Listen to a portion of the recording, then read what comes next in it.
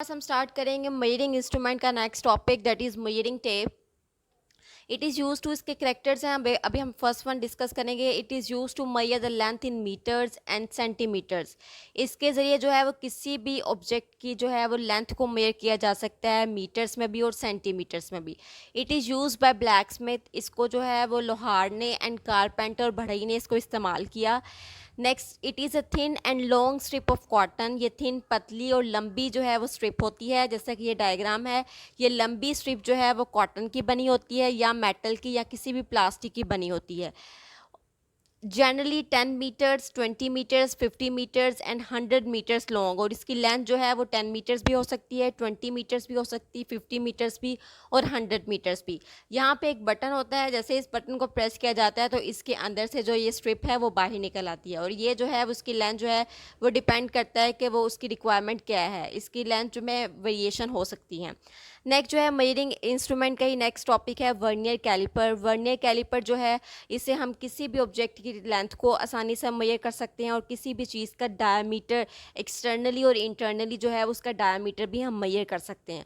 सो vernier caliper में क्या है, the accuracy obtained in measurements. जो एक्यूरेसी जो है वो किसी भी चीज़ कि हम जो हम मेजरमेंट में ऑब्टेन करते हैं, हासिल करते हैं using metre rule. Metre rule जो हमने पहले डिस्कस किया था, जो कि एक स्केल नुमा स्ट्रक्चर होता है, उससे जो है वो हम एक्यूरेट कोई भी रीडिंग जो है वो 1 मिलीमीटर तक सिर्फ ले सकते हैं। लेकिन अगर हम किसी भी चीज़ की एक्यूरेट रीडिंग जो है वो 1 मिलीमीटर से ज़्यादा लेना चाह रहे हैं तो उसके लिए जो है वो हमें वर्नियर कैलिपर इस्तेमाल करना पड़ेगा।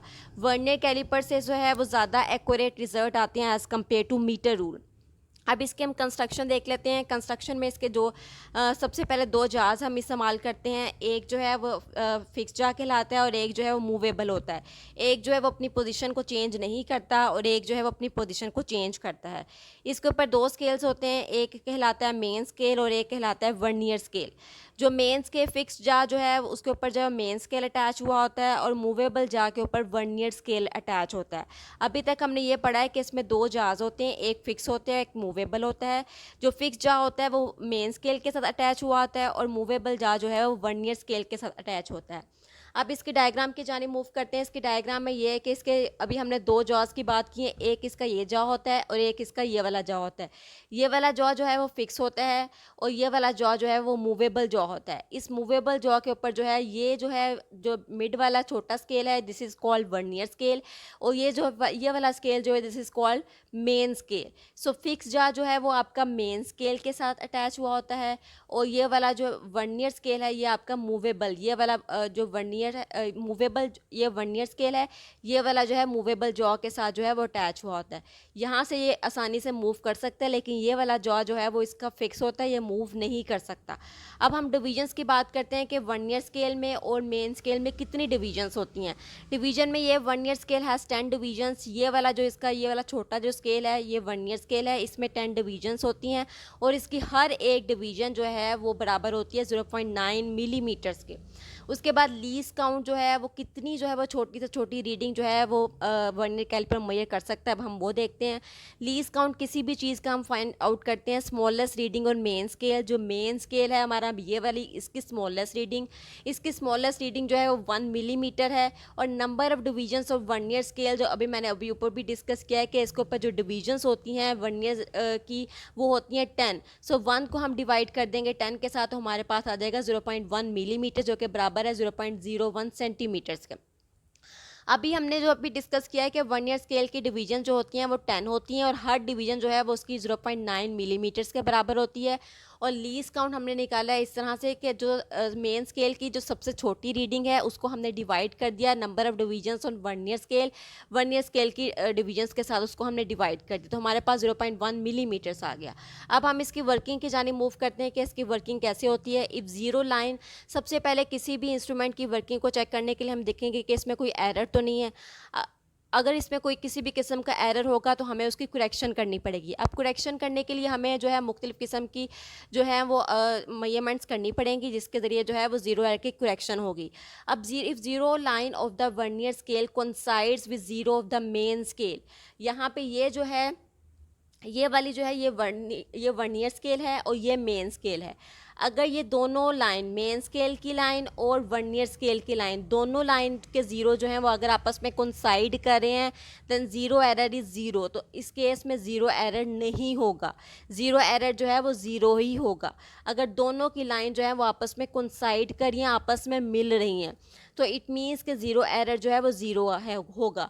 अगर उसकी नेक्स्ट टाइप्स एंड टाइप्स में सबसे पहले पॉजिटिव एरर है और नेगेटिव एरर है। अगर एरर होगा तो उसकी दो टाइप्स हैं, पॉजिटिव एरर भी हो सकता है और नेगेटिव एरर भी हो सकता है। पॉजिटिव एरर में ये है कि if zero line of vernier scale is on the right side of zero of the main scale, अगर ये वर्नियर स्केल है, ये मेन स्केल है, अगर जो है zero line of vernier scale, अगर वर्नियर स्केल की लाइन जो है राइट साइड पे होगी, ये देखें यहाँ पे ज़ीरो इधर है, मेन स्केल का ज़ीरो इधर है, ये राइट साइड पे है वर्नियर स्केल का ज़ीरो, अगर ये राइट साइड पे होगा तो इट मीन्स पॉजिटिव एरर है। और यहाँ पे अगर देखें नेगेटिव एरर में, if zero on the left side of the zero of main scale, अगर ज़ीरो जो है वो लेफ्ट साइड पे होगा मीन्स ये वर्नियर स्केल है, ये ऊपर वाला मेन स्केल है। अब ये ज़ीरो जो है वर्नियर स्केल का जो ज़ीरो है वो है लेफ़्ट साइड पे, लेफ़्ट साइड पे है, इट मीन्स कि ये नेगेटिव एरर है। और अगर राइट साइड पे ज़ीरो होगा तो पॉजिटिव एरर है। और अगर दोनों ज़ीरो आपस में कोइंसाइड कर रहे हैं तो ये हमारे पास इस केस में ज़ीरो एरर जो है वो ज़ीरो होगा। और किसी वर्नियर कैलिपर की एक्यूरेसी, हम कितनी एक्यूरेट मेजरमेंट हम कर सकते हैं, वो अप टू 0.1 मिलीमीटर, क्योंकि इसकी सबसे जो लीस्ट काउंट, सबसे छोटी रीडिंग जो है वो हम इतनी मेजरमेंट जो है वो उसकी कर सकते हैं। अभी हमने सारा इस टॉपिक में यही डिस्कस किया है कि वर्नियर कैलिपर से हम ज़्यादा एक्यूरेट रिजल्ट हासिल कर सकते हैं। इसमें दो जॉज होते हैं, एक जॉ फिक्स होता है, एक मूव करता है। जो फिक्स जॉ है, ये वाला फिक्स जॉ है, इसके साथ जो है मेन स्केल अटैच है, ये वाला मूवेबल है, इसके साथ जो वर्नियर स्केल अटैच है। इसमें 10 डिवीजन्स हैं और हर डिवीजन जो है वो 0.9 मिलीमीटर्स के बराबर है। इसके बाद हमने इसका लीस्ट काउंट निकाला है। इसकी वर्किंग में हमने पढ़ा कि अगर ज़ीरो जो है वो कोइंसाइड कर रहा है तो इट मीन्स ये इसमें ज़ीरो एरर जो है वो ज़ीरो होगा। अगर जो है वो ज़ीरो जो है राइट साइड पे है तो इट मीन्स पॉजिटिव एरर है, और अगर ज़ीरो जो है वो लेफ़्ट साइड पे है तो इट मीन्स के एरर जो है वो नेगेटिव होगा। हम वर्नियर कैलिपर से रीडिंग कैसे ले सकती हैं? सबसे पहले जो है वो अगर हम किसी भी सॉलिड सिलेंडर का डायमीटर फाइंड आउट करना चाह रहे हैं तो अब हम क्या करेंगे, place a solid cylinder between jaws of vernier caliper. अगर जस्ट सपोज ये दो जॉज हैं, इसके अंदर हमने सॉलिड सिलेंडर को जो है वो अंदर जो है वो इंसर्ट कर देना है। क्लोज द जॉज टाइटली, अब इसके जॉज को दोनों को हमने मजबूती के साथ जो है वो टाइट कर देना है। नेक्स्ट जो थर्ड पॉइंट है, note the main scale reading. अब हमने जो है वो यहाँ से मेन स्केल की रीडिंग जो है वो नोट करनी है। यहाँ से अब हमने मेन स्केल की रीडिंग नोट करनी है। फिर उसके बाद जो है वो हमने देखना है कि कौन सी वर्नियर स्केल की कौन सी लाइन जो है वो मेन स्केल की लाइन के साथ कोइंसाइड कर रही है। कोइंसाइड मतलब मिल रही है। ज़ीरो के अलावा जो है कोई वर्नियर की लाइन जो है वो मेन स्केल की लाइन के साथ जो है वो मिलेगी। उसके बाद वो हम उसकी रीडिंग जो है वो नोट कर लेंगे। नेक्स्ट जो है वो अगर जस्ट सपोज मेन स्केल की रीडिंग जो है वो 0.0 सेंटीमीटर आई है और वर्नियर डिवीजन जो है वो जो कोइंसाइड करिए है मेन स्केल के साथ, अगर वो 7 डिवीजन कोइंसाइड करिए तो हम क्या करेंगे कि 7 को मल्टीप्लाई कर देंगे लीस्ट काउंट के साथ, तो हमारे पास आ गया 0.07। और अगर जो है वो हम लोग ये जो हमारे पास जो है मल्टीप्लाई करने के बाद जो आंसर आया है, अगर इसमें हम मेन स्केल की रीडिंग को ऐड कर देंगे तो वो हमारे पास आ जाएगा ज़ीरो एरर। अब ज़ीरो एरर हमारे पास आ गया प्लस में। अब अगर हम इसकी करेक्शन करना चाह रहे हैं तो करेक्शन में हम क्या करेंगे, हमारे पास आया है पॉजिटिव एरर। जैसे पॉजिटिव एरर हमने इस केस में पढ़ा था कि इसमें जो है वो ज़ीरो जो है वो राइट साइड पे जो है वो मूव कर जाता है। इसको मीन्स वो आगे मूव कर गया है। इसको पीछे लाने के लिए, ज़ीरो पर लाने के लिए हमें क्या करना पड़ेगा, हमें माइनस करना पड़ेगा, उतनी वैल्यू को हमें उसमें से माइनस करना पड़ेगा। तो वो जो है वो हम ज़ीरो करेक्शन उसकी कर सकते हैं। मीन्स जो हमारा ज़ीरो है पॉजिटिव के केस में वो आगे मूव कर गया है, अब हमें उसे पीछे लाने के लिए हमें उसमें माइनस। अब इसमें ज़ीरो एरर अगर पॉजिटिव है तो हम उसमें उसकी करेक्शन जो है वो माइनस के साइन के साथ करेंगे। माइनस उसकी रीडिंग के साथ जो है वो हम माइनस का साइन यूज़ करेंगे। इसके लिए हमने क्या किया, सबसे पहले जो है वो अपने कोई भी सॉलिड सिलेंडर जो है उसमें जॉस में फिक्स किया है।